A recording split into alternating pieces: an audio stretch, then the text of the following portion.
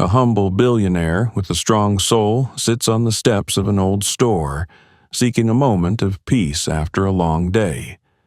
But she never expected that a simple act like taking a rest would lead to a tense confrontation with an abusive police officer. The mocking words, contemptuous glances, and escalating threats make the atmosphere suffocating. Just when it seemed like injustice was about to strike again with no one to protect her, a stranger appeared. No one else. It was none other than the boxing legend Mike Tyson. With his imposing presence and decisive voice, he not only protected Vivian, but also ignited a journey of profound change within the system. What happens next will make you reflect on the value of courage, compassion, and the power of standing up for what is right. Join us in following this inspiring story, and don't forget to subscribe to the channel to continue receiving meaningful stories about kindness, justice, and hope. Share where you're watching from in the comments, as we always want to hear your stories. Mike Tyson, the legendary former boxer, often seeks out quiet areas in the city to find balance after intense training sessions. Greenwood, a peaceful neighborhood with lush green trees and quaint stone steps, is his favorite spot. Here, he can escape the spotlight and his renowned fame, leaving only Mike, a simple person in a vast world. That afternoon, gentle sunlight spread across Greenwood Street, making everything appear draped in a shimmering golden layer. Mike was leisurely walking down the tree-lined path, enjoying the rare sense of relaxation he always cherished. He wore simple sportswear and a low-brimmed cap, intentionally blending into the crowd. In that moment, the pressures of being a boxing legend seemed to melt away, leaving a plain Mike seeking peace. As he passed by a small closed shop, he heard loud voices coming from ahead. At first, Mike didn't pay much attention, thinking it was just a minor argument, but the voices grew louder, carrying a harsh and angry tone. He slowed his pace, his sharp eyes turning toward the source of the noise.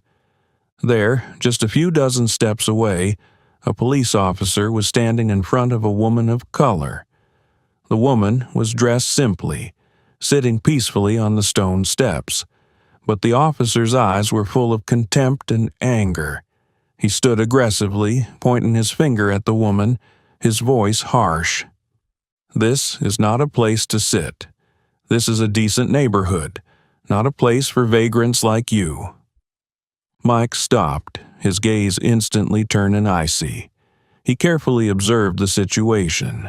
The woman, though appearing ordinary, remained calm despite the officer's rude words.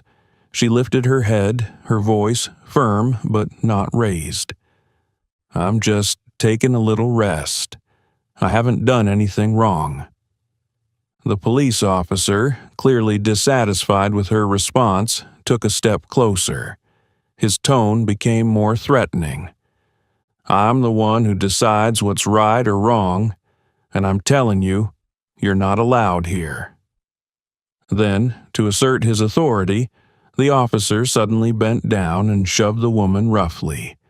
The push sent her stumbling, almost causing her to fall, but she maintained her balance and looked up defiantly into his eyes. Mike felt his blood boil. The image reminded him of his younger days when he was looked down upon because of his skin color and poor background. Memories of the injustices he endured surged back, fueling his anger. But Mike didn't rush in. He knew he needed to stay calm. With his tall stature and strong presence, even a small action could have a significant impact. He quickly approached them, each step growing more determined as he saw the officer continue to advance on the woman, his mocking voice loud. "Seems like you don't understand how things work here. Let me teach you a lesson about obeying the law." At that moment, Mike's strong and deep voice cut through the tense atmosphere. "Let her go. Now." Both the woman and the officer turned around. The woman looked stunned, but a glimmer of hope quickly appeared in her eyes. The officer instinctively took a half step back upon seeing Mike. With his large build, strong arms, and eyes burning with the desire to eliminate injustice, Mike stood there like an iron tower, dominating the surrounding space. The police officer quickly regained his fake confidence, trying to maintain a stern expression. "This isn't your business. You'd better keep walking if you don't want any trouble." Mike smirked, a half-smile full of defiance. "Trouble? Do you think I'm afraid? But I'm not here to fight. I'm here to ensure she's treated by the law, and you won't lay a finger on her again." The police officer glanced at Mike once more, now unable to hide his worry. Mike Tyson was not just a legend. He was a symbol of strength and courage. His reputation made the officer realize that if this incident got exposed, his career would be over. He released the woman reluctantly, stepping back with a threatening tone. "I'll remember this, but don't think I'll always be here to protect her." Mike didn't respond, silently watching as the officer walked away, his eyes still full of resentment. Once he left, the woman sat back on the steps, letting out a sigh of relief. Mike approached her, gently placing his hand on her shoulder. "Are you okay? I couldn't just stand by and watch such injustice happen." The woman looked up, her eyes full of gratitude. "Thank you. I thought I was completely alone." Mike smiled, his eyes softening but his voice still resolute. "No one deserves to be treated that way. Don't worry, you're not alone in this." In that moment, Mike knew that his peaceful afternoon had turned into a small but crucial battle, a fight for justice and compassion. Mike Tyson stood silently for a moment, watching Officer Walker approach the patrol car. But Walker didn't leave as Mike had hoped. He stopped by the car, opened the door, and said something to the colleague inside. The car closed, and another officer got out, a tall, stern-faced man. Both turned back, this time with clear determination, as if willing to prove their authority at any cost. The woman of color sat on the nearby steps, her hands trembling as she tried to stay calm. Though her face still showed determination, fear began to flicker in her eyes. She knew the situation wouldn't end easily. Walker and his partner approached, their faces full of threats. They no longer concealed their abusive intentions. Walker pointed at the woman, his voice aggressive and provocative. "Did you think someone like him could protect you forever? This is my area, and I decide who's allowed here. You're obstructing police work. If you don't leave immediately, we'll arrest you for obstructing law enforcement." Mike stepped forward, standing between Walker and the woman like a steel wall blocking injustice. He leaned slightly forward, his eyes fixed on Walker, his voice deep and authoritative. "She hasn't done anything wrong. I've been here and witnessed everything. All you're doing is harassing an innocent person. If you try to arrest her, I'll do everything to ensure this doesn't go away. The media, the public, all will know." Walker hesitated for a moment at Mike's words, but immediately he smirked, trying to hide his irritation. "You think I'm scared? Mike Tyson, a boxer? You're no longer in the ring, and that means you have no right to interfere in this matter." The officer, walking with Walker, seemed less talkative, but his cold eyes swept over Mike and the woman, asserting his authority. He pulled a pair of handcuffs from his belt, pointing at the woman. "You're coming with us to answer a few questions. If not, we'll have to use force." The woman trembled, but Mike didn't back down. He took another step, fully shielding her, his voice rising strongly, each word like a punch against abuse. "Use force. You have no right to do this. I will be a witness, and I'll ensure you pay if you go any further." The determination and dignity in Mike made the other officer hesitate. However, Walker still refused to give up. He stepped closer, trying to intimidate Mike with a fierce attitude. "I don't care who you are. This is my area, and I decide what's right and wrong. Don't think I can handle you just because you're famous." Mike smirked, the familiar half-smile appearing as if facing an opponent in the ring. He slightly bowed his head, his face almost touching Walker's, his voice deep and weighty. "If you think you're strong enough to handle me, go ahead. But remember, this isn't a fight. It's about justice, and I won't back down. If you continue to harass, you'll face not only me but also public opinion out there." The surrounding people, who had only been observing from a distance, now began to approach. A few pulled out their phones to record videos. Mike glanced quickly at the forming crowd, knowing their presence would only make Walker more agitated. Walker turned to his colleague, whispering something. Clearly, he was hesitant. The colleague whispered back, his voice low but audible to Mike. "Walker, this is Mike Tyson. If he makes a big deal out of this, we'll be in serious trouble." Walker gritted his teeth, his eyes flashing with anger as he realized the situation was spiraling out of control. But he still tried to maintain a stern face, turning back to look at Mike with a threatening tone. "You win this time, but don't think it's over. She needs to be careful. There won't always be someone to stand up for her." Mike kept his gaze fixed on Walker, not responding. His silence carried more weight than any threat.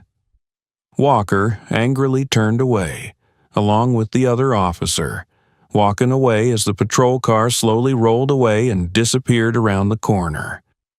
Once they were gone, the woman took a deep breath, trying to regain her composure. Mike turned back, gently placing his hand on her shoulder. His voice softened but remained determined. "Are you okay? They can't do anything more now." The woman looked up at Mike, her eyes still a bit dazed but full of gratitude. "I don't know what would have happened if you hadn't shown up. Thank you. Truly. Thank you." Mike gently shook his head, offering a light smile without losing his seriousness. "No need to thank me. You didn't do anything wrong, and no one deserves to be treated that way. But we're not done yet. They won't give up. We need to clarify this matter." The woman looked at him, worry in her eyes. "You mean I should sue them? I don't know if I can." Mike nodded, his eyes full of determination. "Exactly. You're not alone. I'll stand by your side and I'll make sure they are held accountable." At that moment, a few people from the crowd approached, showing signs of support. A man said, "I've recorded everything. If you need to sue them, I'm ready to testify." Mike smiled, feeling the support spreading. He looked at the woman, her eyes now shining with hope. Mike knew this wasn't just a street confrontation. It was the beginning of a larger battle, a fight against abuse of power and injustice. Mike Tyson left the street with Vivian Sinclair. Through brief conversations along the way, Mike learned that Vivian wasn't an ordinary woman. She was a female billionaire who had built her career from scratch. Despite her success, she chose to live simply, away from the glitz and glamour. This made Mike respect her even more, but also fueled his anger at how she was treated solely based on her appearance and skin color. Vivian recounted, her voice deep but still steady. "I grew up in a tough neighborhood.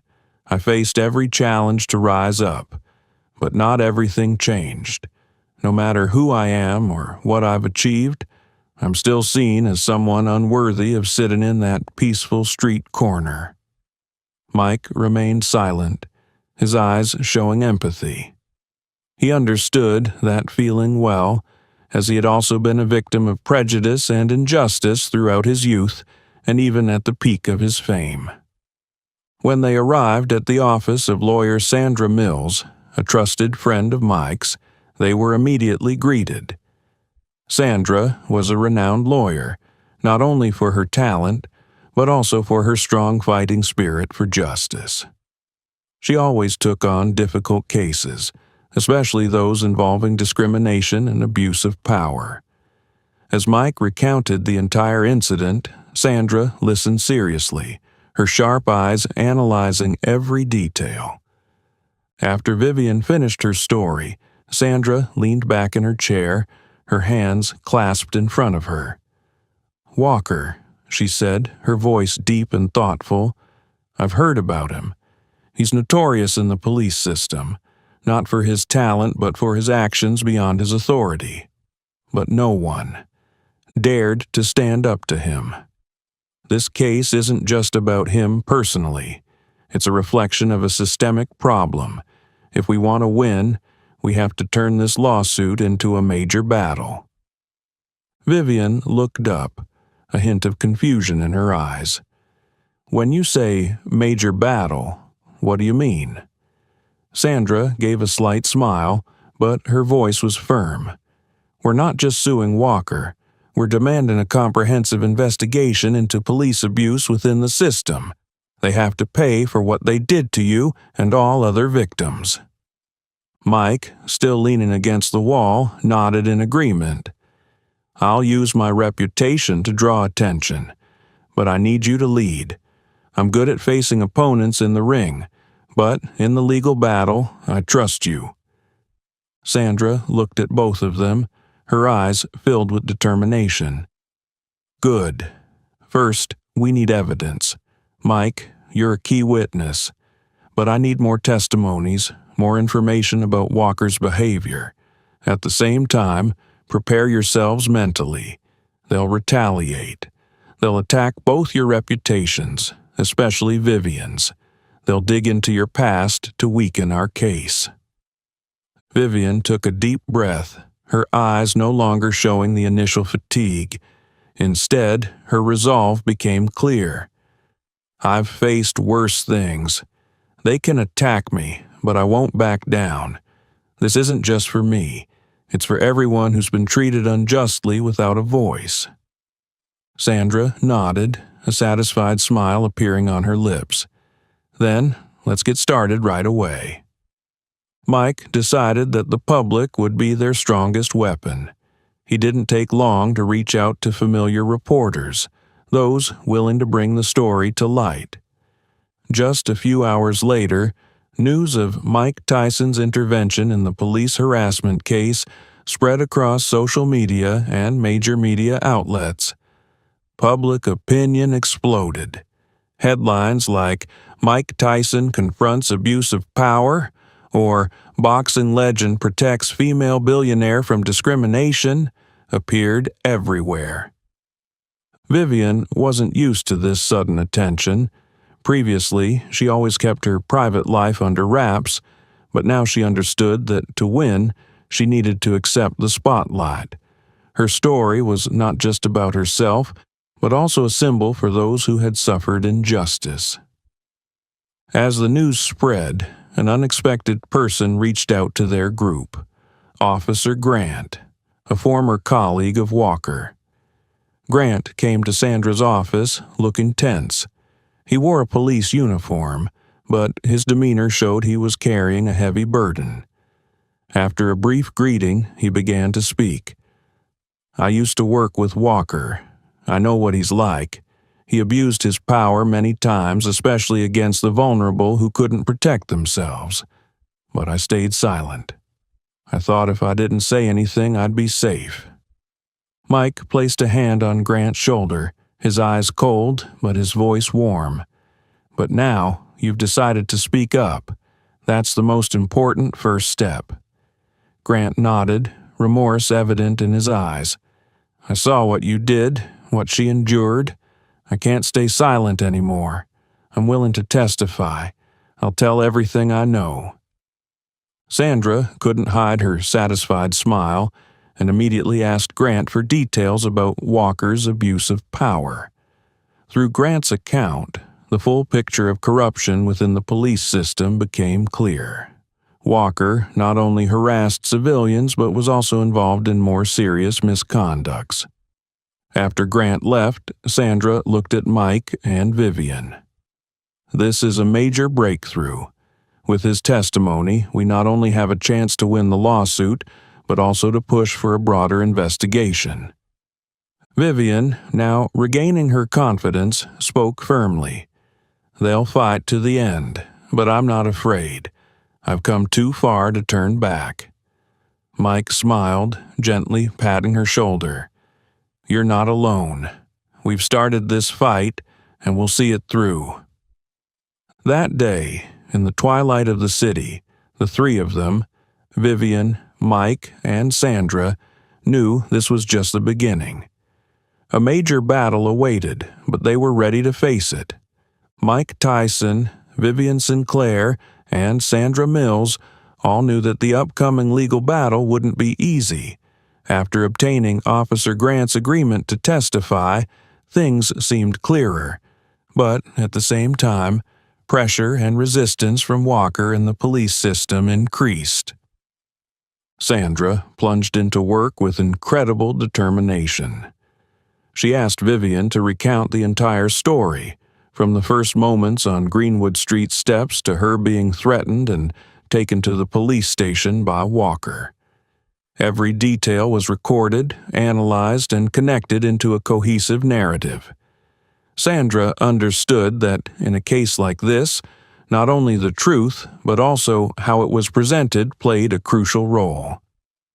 "Vivian," Sandra said during a tense meeting that lasted hours, "you need to prepare yourself. This isn't just a legal battle. It's a fight for honor, trust, and public image. The opposition won't hesitate to attack you from all sides." Vivian nodded, her eyes unwavering. "I know.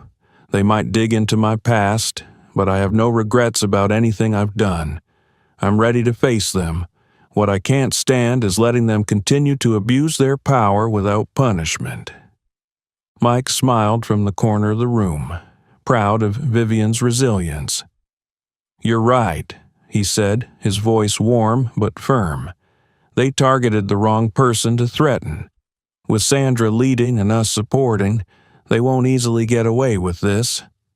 Sandra didn't just work with Vivian. She began to expand the scope of the investigation. She reached out to potential witnesses, including those who had worked with Walker. Some were hesitant, but upon learning that Mike Tyson was also standing for justice, they gradually became more open. Officer Grant became a key player, providing detailed information about Walker, from his abuse of power against civilians to shady activities Walker was involved in but never investigated. Grant recounted during a meeting. Walker wasn't just a power-abusing officer. He knew how to exploit the system to cover up all his wrongdoings. "I once saw him harass a boy just because the boy didn't look him in the eye properly. But all complaints were dismissed or disappeared." Mike, sitting quietly and listening, couldn't contain his anger. He clenched his fists, his eyes blazing. "That's exactly why we have to do this. No one has the right to treat others like that." Meanwhile, Sandra began planning a crucial move, going public with the lawsuit through the media. She believed that public opinion was their strongest ally. A press conference was organized in downtown, attracting dozens of reporters from major news agencies. Both Mike and Vivian were present, and their presence immediately made the event the center of attention. Vivian stepped up to the podium, feeling everyone's eyes on her. She took a deep breath and began to speak, her voice steady and resonant. I stand here today not just for myself. I stand here for everyone who has ever been treated unfairly, who has been abused but had no opportunity to speak out. This is not a personal issue. This is a systemic problem, and it's time for us to change." Mike stood behind Vivian, his eyes full of pride. He knew that Vivian was not only a resilient woman, but also becoming a symbol of the fight against injustice. When Sandra spoke, she emphasized, "Walker is not the only case. We have evidence from multiple witnesses about abuse within the police system. This is not an isolated lawsuit. This is the first step in exposing the truth." Their words quickly spread. The press, social media, and public opinion all erupted. But not long after, Walker's side retaliated. A series of articles emerged accusing Vivian of using the case to boost her own profile. Some commentators suggested she was merely seeking attention for personal gain. These rumors and criticisms spread rapidly, attempting to undermine the support Vivian was receiving. Vivian remained undeterred. She continued working with Sandra to strengthen the lawsuit. Meanwhile, Mike used his reputation to garner additional support. He appeared on interview shows, openly condemning the abuse and defending Vivian. "This isn't about reputation or money," Mike said in an interview. "This is about justice. No one, whether a billionaire or a homeless person, deserves to be treated that way." Meanwhile, people who had been victims of Walker began to come forward. Some approached Sandra, providing testimonies and evidence of his wrongdoing. Their stories, each covering different aspects, combined to create a comprehensive picture of the corruption within the system that Walker was a part of. Before the court date, the team gathered at Sandra's office. Outside the window, city lights sparkled, but no one in the room paid attention to them. They focused on the documents, testimonies, and strategies for the next day. Vivian sat across from Sandra, listening to every piece of guidance. Mike stood beside her, placing a hand on her shoulder.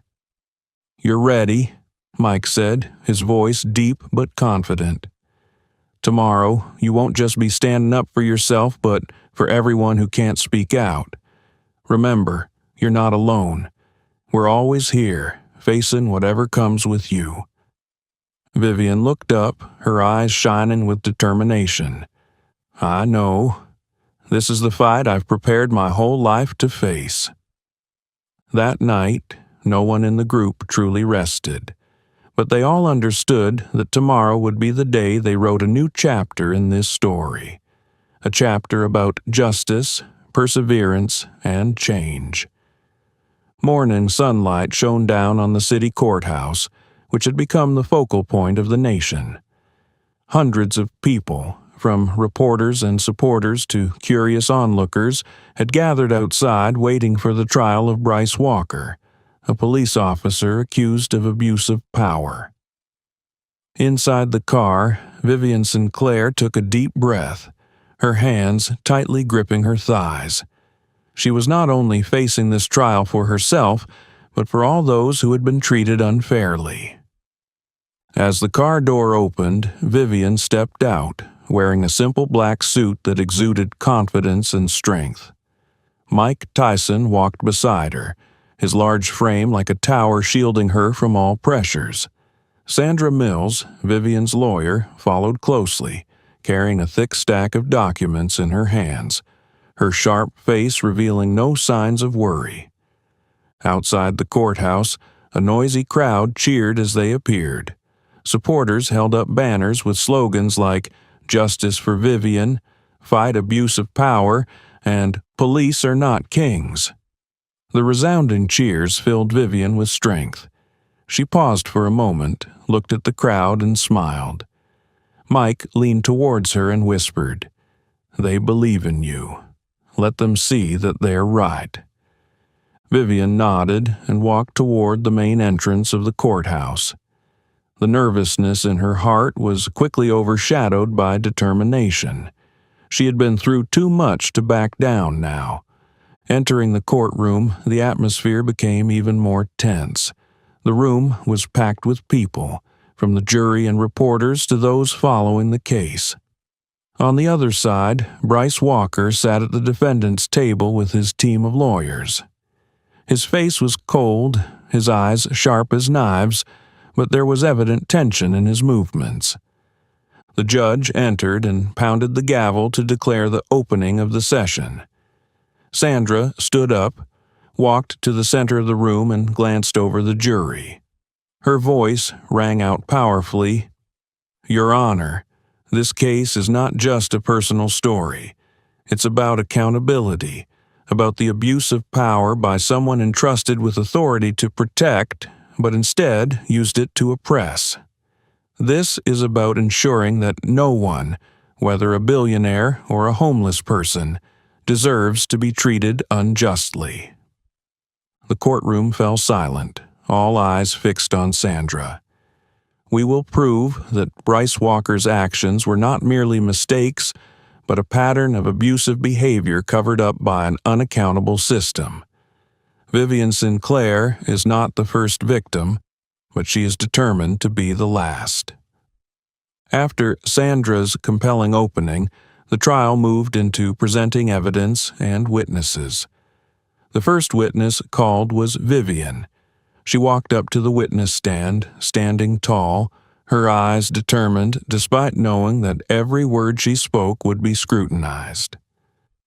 Vivian recounted in detail that day, how she sat on the steps, quietly contemplating, how Walker approached her with contemptuous eyes and tone, how he pushed her and forced her to leave. Her voice was steady, each word clear, as if she were engraving her story into everyone's minds in the room. Walker's lawyer stood up to begin cross-examination. He tried to undermine Vivian's testimony by asking sarcastic questions. "Did you do anything to provoke Mr. Walker? Or do you think sitting there, dressed plainly, was a way to instigate?" Vivian held his gaze firmly, not blinking. "I was just sitting there, thinking. If that's considered provoking, then I don't know what else Mr. Walker sees as a threat." Her response caused murmurs in the courtroom. A few jurors nodded subtly, seemingly in agreement with her.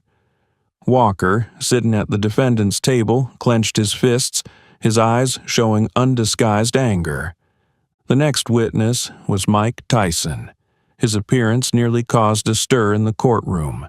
Mike walked up to the stand. His large stature, confident demeanor, and determined eyes commanding attention.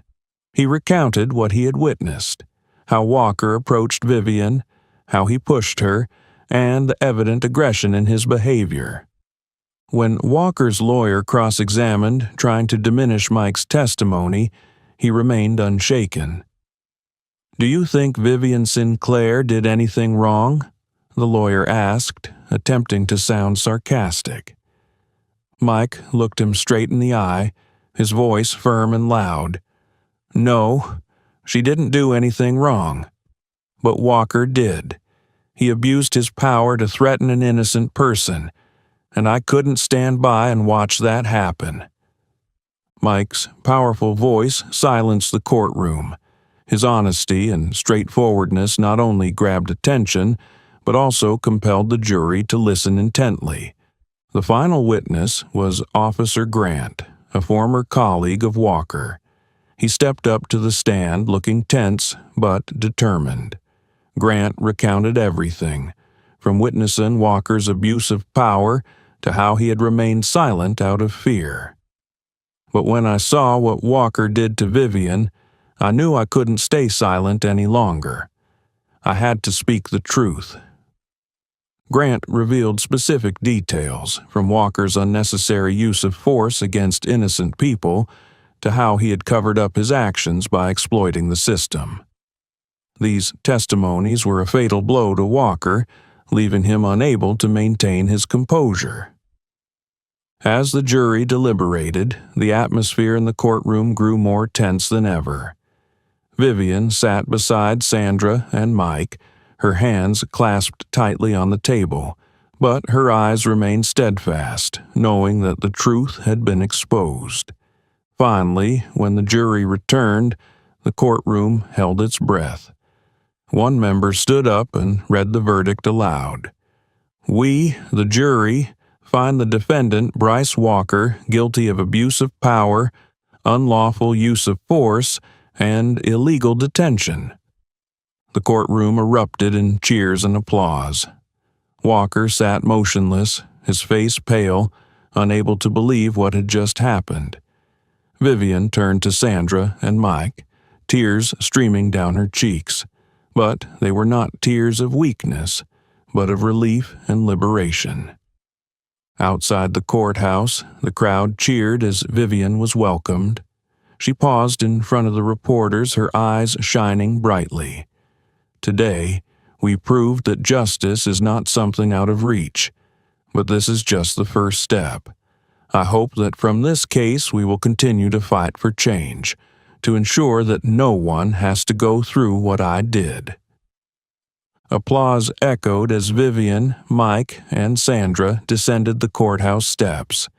Under the brilliant sunlight, they understood that they had accomplished something great. More importantly, they knew that the journey was not over. This was just the beginning for a fairer future. After the trial, the light of justice seemed to shine down on Vivian Sinclair's life, but she knew it was only the beginning. This victory had exposed Bryce Walker's abuse of power, but the system that tolerated people like him remained intact. Vivian, Sandra Mills, and Mike Tyson were united in their determination to elevate the movement demanding police system reform to a new level. In the days following the trial, Vivian took time to rest and recover mentally. Although she always appeared confident and strong on the outside, internally, the emotional wounds and public pressure left her exhausted. Mike Tyson, with a sensitivity few knew about, frequently called and visited her. "Vivian, you've come so far. Do you know? Not just me, but millions out there are looking up to you as an inspiration." Mike's words of encouragement helped Vivian regain her focus. One evening, she sat in the living room, the dim light from the city lamps filtering through the large window frames. She looked out, where the whole world was moving non-stop, and wondered how to turn her victory into real change. A week later, she, Mike, and Sandra met again at Sandra's law office. On the table were dozens of documents related to similar lawsuits, cases that had been forgotten or covered up within the local police system. Sandra, always sharp and determined, began, "We need to capitalize on the momentum from this lawsuit. Bryce Walker is just a very small part. There are dozens, hundreds of similar cases that have been buried. Now is the time to put pressure on the entire system." Vivian looked at the documents in front of her, her eyes lighting up. "We need to act now. I want to turn this story into a movement, a comprehensive campaign not only to expose the truth, but also to protect those who have been treated unfairly." Mike leaned back in his chair, his large hands folded over his chest, his voice resonant. "I'll help you. Whether it's rallying the media, participating in talks, or even marching in the streets, I'm ready. We need to show everyone that this isn't just Vivian Sinclair's story. This is our story." Sandra nodded, beginning to make detailed plans. "I will reach out to non-governmental organizations and human rights activists. We need allies. At the same time, I will request an independent investigation into the local police force, compelling them to bring transparency to past allegations." The very next day, the campaign named Justice for All was officially launched. The campaign quickly garnered support from social activist groups, human rights organizations, and ordinary citizens. Mike Tyson took on the role of the media liaison, appearing in interviews and talks to spread the message. We can't let people like Walker continue to abuse their power to oppress others. If we don't stand up, who will? Vivian became the face of the movement. In every speech, she not only recounted her own story but also called for action. This system needs to change. We are not just demanding justice for one individual. We are demanding fairness for everyone, regardless of who they are, where they come from, or what they have. As the campaign grew, pressure from opponents also increased.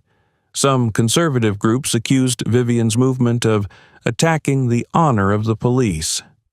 Newspapers invaded her privacy, trying to discredit her in the media. But Vivian did not let these things deter her. In a television interview, she responded strongly, "We are not against the police. We are against abuse of power. A good system will not fear oversight and reform.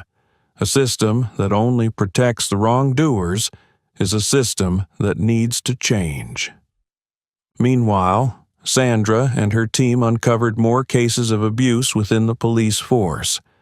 A major front-page article in a national newspaper exposed how complaints were often ignored or sunk internally. These stories further empowered the movement, stirring public opinion even more. Mike continued to stand beside Vivian, participating in workshops and events. In a talk with university students, he shared, "Justice isn't something you can wait for others to deliver. You have to stand up and fight for it. I did that in the ring. Now I'm doing it in real life because it's what truly matters." Growing public pressure forced the local government to initiate an independent investigation into the police force. The investigation not only confirmed Walker's misconduct, but also revealed similar cases involving other officers.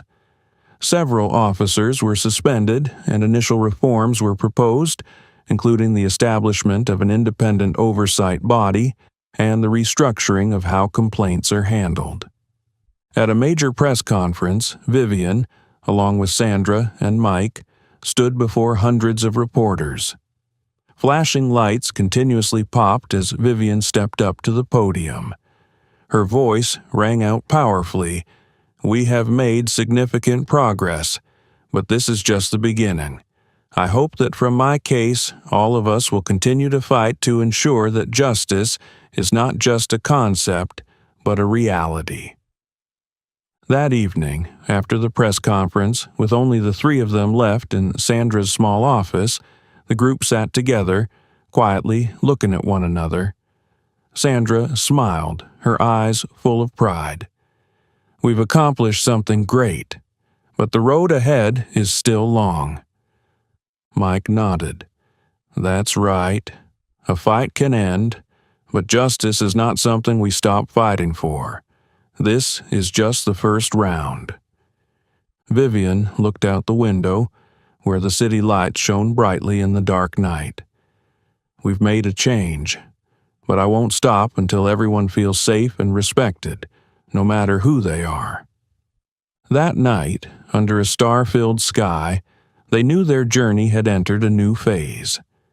The fight for justice was no longer an individual story but had become a social movement. And they were ready to keep moving forward, not stepping back even by a single step. Months passed, and the reform movement led by Vivian Sinclair spread not only in her city, but nationwide. Discussions about abuse of power and police system reform were brought to political forums, featured in major speeches, and followed by millions on social media. Vivian, Sandra Mills, and Mike Tyson became icons of change, each playing their own role but united in a common mission. In a meeting with social activists, Vivian received important news. The independent investigation that her movement had pushed for officially concluded that, in addition to Bryce Walker, At least 15 other officers in the local police force were accused of abuse of power, and these individuals were facing legal penalties.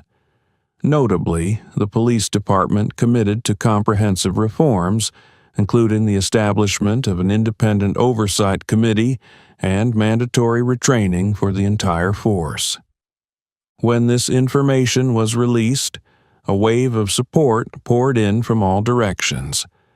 Those who had previously hesitated to speak up now felt encouraged. Communities that were frequently treated unfairly now had hope that their voices would be heard. One evening, as Vivian was sitting in her office, Mike Tyson walked in, carrying a box of pizza and 2 bottles of fruit juice. "Did you know you've become a national phenomenon?" Mike said, placing the box on the table. "I just read an article calling you the woman changing the law." Vivian laughed, shaking her head. "That's strange. I never thought my story would go that far. But this isn't my success alone, Mike. You and Sandra have always been by my side." Mike shrugged, grabbing a slice of pizza. "Don't be so modest, Vivian. You've led the way. But I agree with you, this is just the beginning." At the same time, Sandra walked in, carrying a thick stack of documents. "I have good news," she said, sitting down across from Vivian. "We've convinced the federal government to consider making these reforms national policy. Not just in one city, but all police departments across the country will have to comply with new transparency and accountability regulations." Vivian looked up, surprised. "Really? This could change everything?" Sandra smiled, nodding. "Yes, but we need to keep the pressure. Otherwise, everything could easily be forgotten." In the following weeks, Vivian continued to appear at national forums. She spoke about the importance of transparency and accountability in the legal system and how communities need to stand up against injustice. Mike Tyson, with his enormous influence, also kept calling for action. In a speech at a major university, he said, "Justice is not a luxury. It's a basic right for everyone. But this right won't exist if we don't fight to protect it." As for Sandra, she kept working behind the scenes, continuing to pursue new lawsuits, protect other victims, and use her legal expertise to drive systemic changes. A year after the trial concluded, Vivian stood on the stage of an international human rights conference. Behind her were large banners that read, "Justice for all. The journey continues." She looked down at the auditorium where hundreds of people were attentively listening. They were activists, leaders, and ordinary citizens, people inspired by her story. "We have achieved so much," she said, her voice strong and clear. "But the road ahead is still long. Justice isn't something you achieve once and forget about. It's an ongoing journey that requires courage, perseverance, and the unity of all of us. I hope that each person here will continue to fight, not only for themselves, but for those who cannot speak up."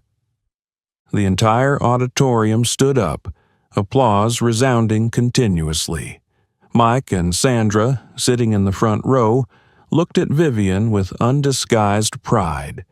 They knew their journey had left a deep mark, not only on the legal system but also in the hearts of people who longed for fairness. As Vivian stepped off the stage, a young girl approached her, her eyes bright with inspiration. "Ms. Sinclair, your story changed my life. I want to become a lawyer so I can help vulnerable people just like you have." Vivian smiled, placing her hand on the girl's shoulder. "You have the strength within you. Never stop believing in justice. You can change the world." That night, as the 3 of them sat together in a small restaurant on a street corner, they looked back on the journey they had taken. Mike, with a mischievous smile, raised his juice glass. we've done something extraordinary, but I bet Vivian isn't satisfied yet, right?" Vivian laughed, her eyes shining. "No, I still have a lot to do.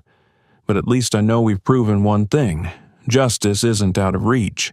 If we are brave enough to stand up, it can become a reality." Outside the window, the city glowed under the lights, a reminder that even in darkness, the light of justice always exists. And their journey, though they had achieved great accomplishments, would continue because better things were still ahead.